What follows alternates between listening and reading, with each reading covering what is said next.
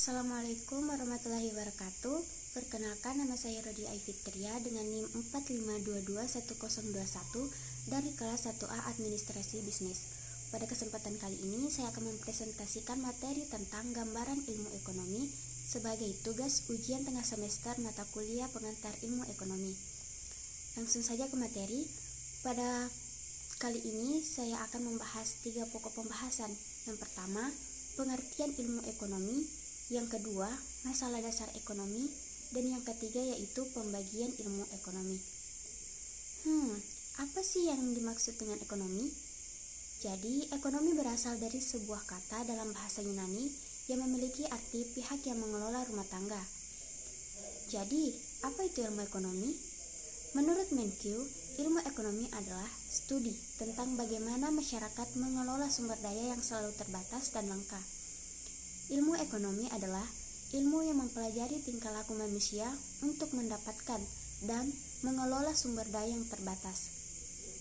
Ilmu ini muncul karena manusia memiliki kebutuhan dan keinginan yang tidak terbatas, tetapi sumber daya yang tersedia untuk memenuhinya itu terbatas. Yang kedua yaitu masalah dasar ilmu ekonomi. Masalah dasar ilmu ekonomi ini termasuk masalah pokok perekonomian. Yang pertama, ada kelangkaan. Kelangkaan dapat diartikan sebagai terbatasnya sumber daya sehingga mengakibatkan kebutuhan manusia tidak tercukupi.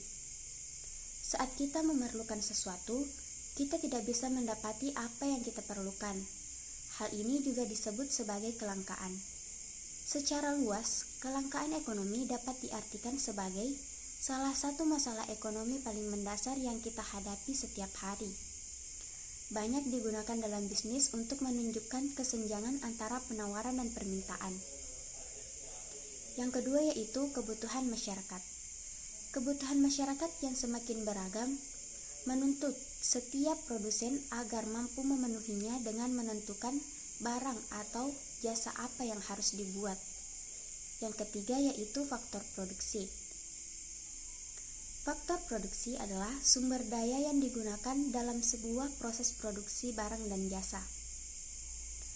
Selanjutnya yaitu pembagian ilmu ekonomi. Yang pertama ada ekonomi deskriptif. Ekonomi deskriptif memaparkan apa adanya keadaan ekonomi sebenarnya di suatu daerah atau negara pada waktu tertentu. Dengan mempelajari ilmu ekonomi deskriptif, maka kita akan lebih mampu mengkaji dan menganalisis seluruh gambaran, kondisi, dan berbagai fakta yang sebenarnya terjadi dalam suatu kegiatan ataupun ruang lingkup perekonomian.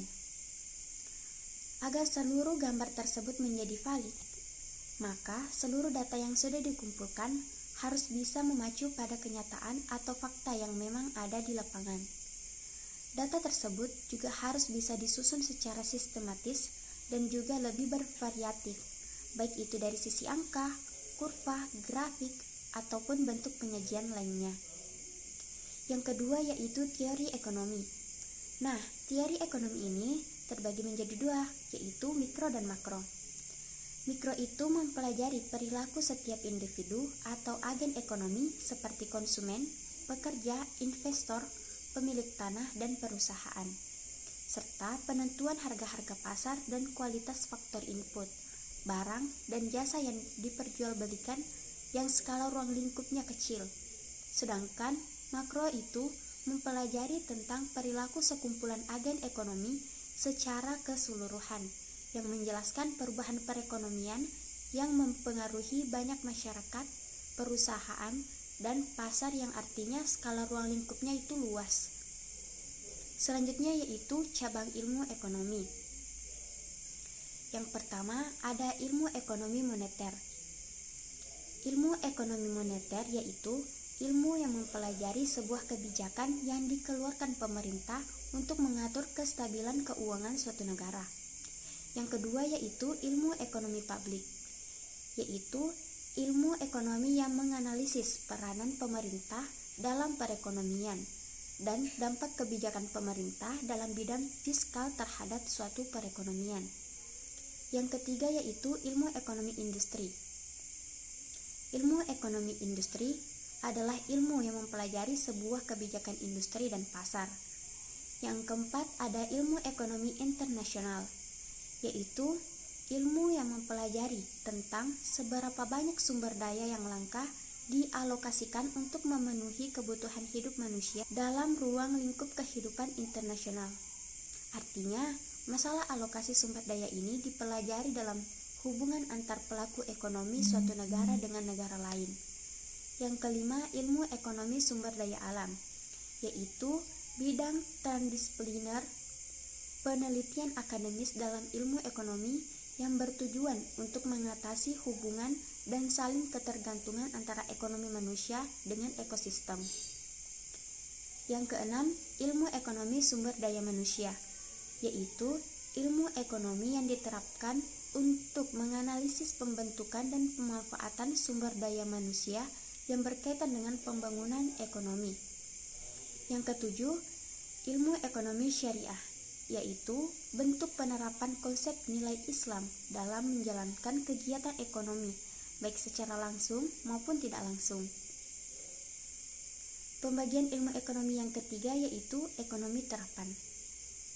Ekonomi terapan dipakai untuk membuat kebijakan ekonomi atau pedoman-pedoman yang tepat. Ilmu ekonomi terapan bertujuan untuk meningkatkan kualitas praktik dalam dunia bisnis, perumusan kebijakan publik, serta dalam kehidupan sehari-hari yang dilakukan dengan pengambilan keputusan secara cermat mengenai biaya, manfaat, insentif, serta perilaku manusia. Cara kerja ekonomi terapan ialah dengan menggunakan teori dan kajian ekonomi. Ilmu ekonomi ini juga membantu individu atau organisasi dalam proses pengambilan keputusan dengan memperhatikan berbagai aspek yang ada.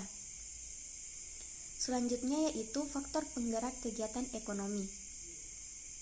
Jadi, saya akan menjelaskan secara singkat faktor penggerak kegiatan ekonomi, yaitu dimulai dari rumah tangga.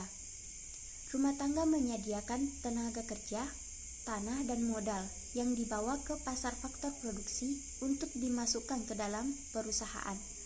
Di perusahaan, menghasilkan barang maupun jasa, lalu dibawa ke pasar barang dan jasa untuk memenuhi kebutuhan rumah tangga. Di sini, rumah tangga melakukan pengeluaran di pasar barang dan jasa, dan hasilnya diterima oleh perusahaan. Setelah itu, perusahaan memberikan upah, sewa, dan laba kepada rumah tangga. Nah, itulah yang bisa sempat saya sampaikan. Sekian, Assalamualaikum warahmatullahi wabarakatuh.